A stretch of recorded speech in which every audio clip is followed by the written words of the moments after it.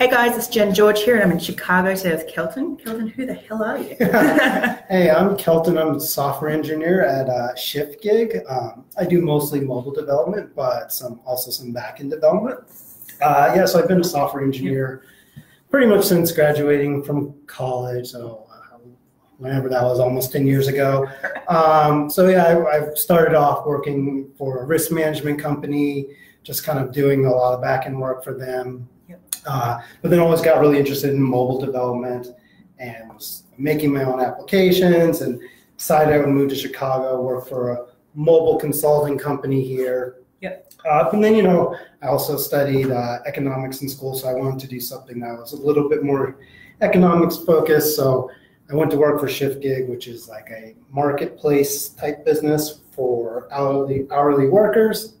And I've been there for about 3.5, maybe three years and 8 months, something like that. Cool. And how long has the business been going for?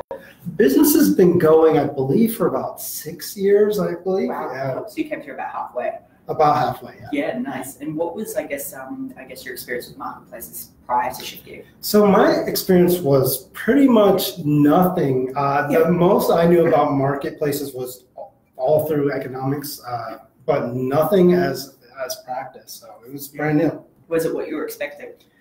I think it was a little bit of what I was expecting. I didn't expect there to be so much like diversity among our clients, but and the challenges around that, I thought it would be a little bit more straightforward. But it's been a challenge. So not exactly what I've expected. Yeah, fair enough. And some of the biggest challenge for marketplaces is the whole chicken and egg and growing your supply and demand. From a technical point of view, are there things that you wish you'd known day one or that you could have done to, I guess, have a greater impact on the business? Or I think I'm trying to think of a good example from what could we have done. Because there are about 500, 600 marketplaces sitting here who are going to watch this later and go, we're going to do that. So what could we have done a little bit differently? Earlier, I think we could probably worked on balancing a little bit earlier. You're right, it is the chicken and egg problem, but I think we do an okay job there. Some other things, let's see. Probably working to empower our clients to use the tech would probably be another one. It's pretty difficult to say what we would do different. I don't think I have any regrets of anything I went through, given the time that we were. So I would really say, you're right. Just focus on the supply and demand side. Try to focus on both at the same time if you can, because you do not want to get those out of whack. Yeah, definitely. We see a lot of marketplaces around the world who are in their sort of first year where they sometimes slip into that, rather than a tech startup, into that small business agency style model, and it's very difficult to lift out of that to be a tech startup. Do you see that happening a lot across the US? I think you see that a little bit. People do struggle getting out of that agency model and really kind of setting themselves as a tech platform. I think what makes this business so interesting is that it's so diverse that you're really going to have to find a problem that you're going to solve and focus on that. So I think that's probably maybe where you see some of that. But I think Shiftgig has probably done a pretty good job of paring that down to kind of like a pretty core set. That's great. Of things. I'm not sure if did they have their own in-house development from the get-go, or have they So I don't, from what I understand, Shiftgig kind of went through an evolution. At first it was a job board. Okay. So it was a job board first, I believe, and then it was kind of like a staffing techish company, and then it's kind of more of a tech company now. Because you have to do the unscalable things first, right, to figure out what to build. That's true. And so they did, I believe, have for not very long had a outside development team. And I think some of those early employees, some of those people actually became Shiftgig's earliest employees and most long-running employees. So that did happen, but pretty much now it's focused fairly much internal. Yeah, great. And I guess that means that you can tie a lot more things, obviously, to your economics, whether it's, what debt bills are you guys focusing on that are going to have an impact on that. How much conversation happens around, I guess, how specific things that are being built out to have, I guess, an impact on those numbers. Oh yeah, like how much do we talk about what we're building in conversation with our numbers? Yeah, we do quite a bit. Nobody does it perfectly. Nobody does it perfectly. So it's always very difficult, I think, attributing a metric to your actions. Mm-hmm. We do the best we can. I mean, we have so many compounding issues. I mean, we could have salespeople that are doing great. That could be driving issues. It could be our technology that's doing it. It could be really anything that's doing it. But yeah, we do set up metrics around our initiatives, and we try to drive towards them as a goal. Yeah. And so typically, we don't always do this perfectly, but we try to assign metrics to a team or goals to a team and kind of let them run with it. Better not sit the mouse on the end button. I just realized. So then with, I guess, where the company is now to where you want to head into the future, is it expanding globally, or what's the game plan that you can disclose, of course? Okay, yeah, so it's probably not globally quite yet. Maybe perhaps, I don't know really, but yeah, I think our game plan is really about getting our clients and users to use our tech right now, and focusing on the right customer to use our tech. So that's probably the largest game plan, and really focusing on that good product market fit for now. So that's probably the near term. What happens after that, I don't know, but that's really where we are, really focusing in on that part instead of kind of trying to bring it in and focus. Instead of being everything to everyone. Yep, instead of being everything to everyone. Awesome. And for startups who are trying to expand either from the UK, Southeast Asia, Australia to the US, what would be the things that you would suggest are things to watch out for, and also the benefits of being in the US as a market? Well, yeah, the benefits, I mean, certainly the US is so large. You have bajillions of that is a technical term, ladies and gentlemen. I would say contingent workforce businesses here. So you have a lot of choice. But again, I think the most important thing is just really try to focus on your product market fit and find one key area that you want to work on. Yeah. It's I think it's okay to be small at first and then try to build around that. So I think that would be my one advice. Yeah. And so that was the benefits. It's a huge market, but it is also a very diverse market. So that's the catch over there. Yeah, awesome. And what's the engineering community like? Is it hard to hire? I mean, we're not in San Francisco, but what's the difference? Well, I think everywhere it's pretty hard to hire. I mean, we just are kind of in a pretty, or at least appearingly strong economy right now. That maybe that will change since maybe we're at a tail end of this kind of rally here. But yeah, it is very difficult. We're looking for engineers all the time, but we do our best there. But yeah, engineering is a good for those of people that are looking to engineering. It's a good place to be. Maybe for me, maybe not for the rest of everybody else. But no, it is very tight. We're looking for all different types of engineers. So if anyone's watching, not at any given time, but so yeah. Cool. And what's the sort of culture that you guys try to create within your engineering team? So we try to create, so again, always evolving. We try to create a good kind of collaborative culture between our product team and our engineering team. Yeah. We have a lot of microservices, which I'm not sure if you're familiar with, but we try to adopt a microservice architecture so that anyone can kind of contribute to at least the backend stack. So that's kind of where we are now. It's really trying to decompose problems, work with our product team to identify issues very early. That's, again, we don't do that perfectly, but that's really what we're trying to do.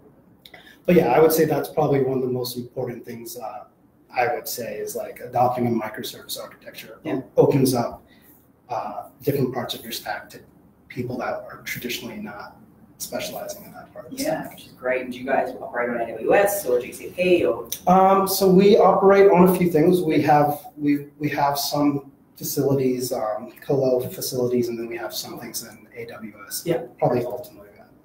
Can't say for sure, but we'll probably move to AWS. So do you think Lambda? Yeah. We do Lambda. We like a lot of serverless stuff. Maybe a little bit of like serverful, if that's even a word, things, but it's really heavy on Lambda. Again, that's another thing that's opened it up. Yeah. We don't have to worry about infrastructure as much, so that's a huge plus, right? That's a huge plus for us. Yeah, definitely. And have you found that the AWSs of the GCPs of the world are trying to assist you a lot more than they probably were, historically? Assist us? I don't think they're assisting us too much more. I think we get a lot of that. There's just so much documentation, so many people are using it. Yeah. That we probably haven't needed tons of assistance. I mean, it's just so popular at this point and so well known. But yeah, they will support us. We do ask them questions. Typically, maybe our infrastructure people tend to do that a little bit more. But for us, it's really, we just kind of run with it and figure it out as well. Yeah, fair enough. I'm finding that they're more working down that pipeline now, but trying to get more involved. What's your strategy? What are you guys doing? Can we help with recruiting? Can we help with introduce you to people? That sort of stuff. More in the startup sort of scene, because obviously the more successful you guys are, the more successful client kind of works around. So is there anyone that you see that's doing that well, that is being supportive for startups? As far as infrastructure? Or anything, really. Yeah. Nothing in particular is coming to mind. That is being supportive around that. I mean, you just always have very good communities and open source communities, but that's probably always been that way, and that's been trending that way for a while. So nothing in particular. Yeah, awesome. And who do you think's doing marketplace as well? Who do you guys look to as, hey, that's where we want to be, or learn from? Well, that's a good question. Who is doing it? So far as our business, I don't think anyone's kind of emerged as a clear winner or anything like that. That's doing well.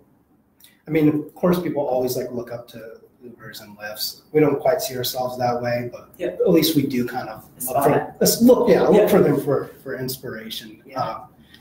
Maybe in terms of their simplicity of their product, how well it works. I don't know if we look exactly to match their business model, but I think we do like the experience that they provide.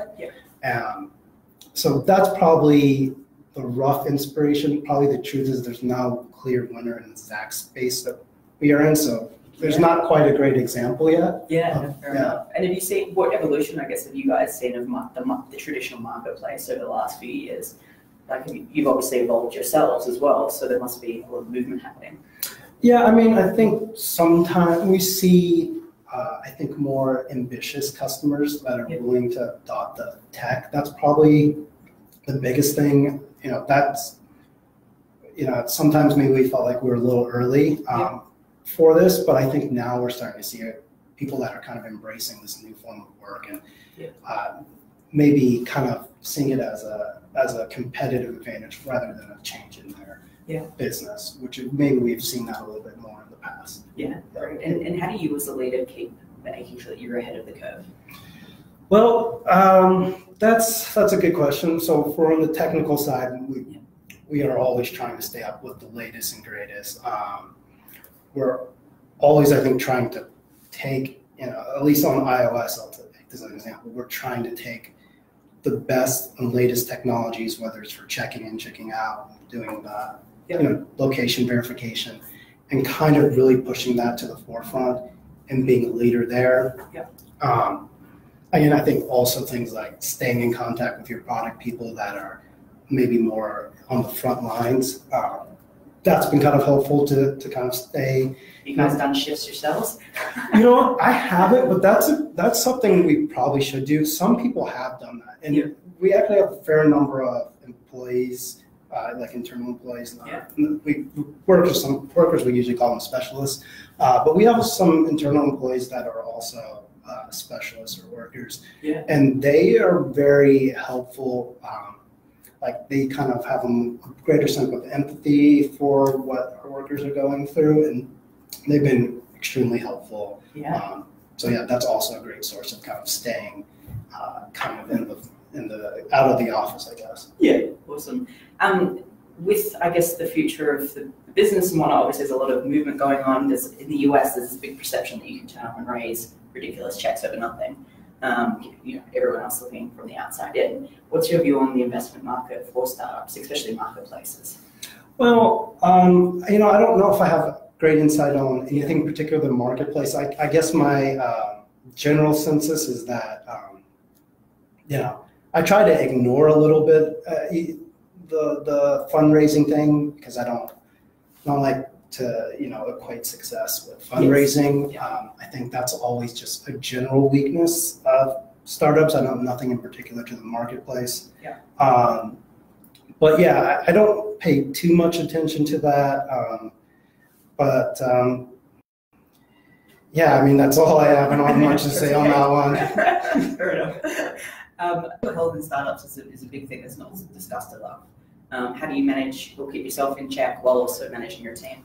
Yeah, so I think there's a few things we do. We highly encourage people to decompress and take time off. We do unlimited vacation. Which is nuts. Which is nuts, right? I'm going to go on vacation for like 2 weeks here in a bit. We try to keep people to compress. We also don't we don't really want to like burn people out and have them working, 12 hours a day, because ultimately they're not performing well. So we kind of, I think, done well to avoid that type of issue. This is cliche to say that you work smart, but we really want people to work efficiently, and we want to work on taking out a lot of the bureaucracy, a lot of the things that get in your way between writing code and releasing. I mean, I find that's like one of the biggest blockers I've run in, throughout my career. So we do a lot of things around that to try to make your day as efficient as possible. But that's really how we see it. Like, you can't program all day, like 12. You're always say like my first hour after trying to work a long day is like worth like the last 6 hours of my previous day. Usually I'm working like 10 times as fast. Yeah. So we don't push that too hard, and so that's how we do it. Cool. I ask everyone this: if you could have a superpower, what would it be and why? Oh, superpower. Oh man. It doesn't have to be startup related as well. No, it's what this is again probably the one everyone says, but it'd be cool to fly. Yeah, like I remember my dad would always he would try to confuse me and think that he could fly by jumping off our fence, and I think I believed him when I was little. So yeah, I guess I would fly, but that's what everyone says. As long as no one's climbing up on houses or Maybe one day I'll get a jetpack or something. Well, it's becoming more and more possible. Yeah, I saw that in Dubai. They had some jetpacks flying around the city one day. Nice. Yeah. So we look forward to seeing you flying. Well, thank you for making the time. Appreciate it. Oh, no, thank you for inviting me. It was a good conversation. Cool. See you guys next time. See ya.